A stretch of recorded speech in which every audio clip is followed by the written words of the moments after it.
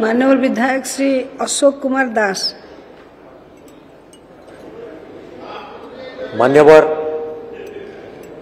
बाचस्पति महोदय, मु आपणक जरिया विभागीय मंत्री को कहवाक चाहूँगी पचारिबाक चाहूँगी जे मो निर्वाचन मंडली वासुदेवपुर निर्वाचन मंडली रे पौरपालिका एवं ब्लॉक रे केते हिताधिकारी वर्तमान रेशन कार्ड पाउचंती तथ्यटा नापी चाहूँगी। द्वितीय कथा आसला जे सरकार जो रेशन कार्ड बाबद सब विवादीय घेर में अतीत रही आसी आज पर्यंत सेटा कंटिन्यू करुच्ची।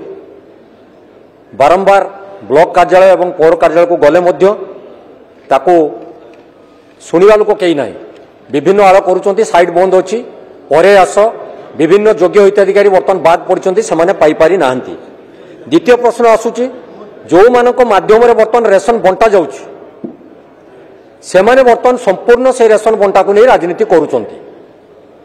ओजन मापरे एबे निकट में जड़े धराई जो माने कि प्रत्येक किलो 100 ग्राम लाखा चाउल काटिकी लोक मानक दौरान एवं किछि बांटुवा डीलर माने मनमानी करी गोटे गोटे मासरे किछि किछि लोकंकर अनुदान को बंद कर रखी दौरान सी गोटे मुख्य प्रसंग साची।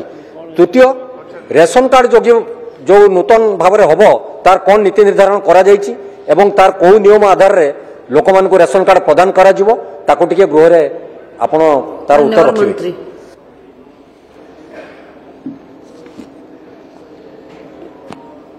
मान्यवर विधायक वासुदेवपुर जो कथा कहले आमे निश्चित भाव से उपरे अनुधान करूँ। जदि कौटी मापरे कम होची ताकू पर्टिकुलर भाव में आमको कहतु जनातु आम स्क्वाड पठेकरी से इनक्वारी करूँ।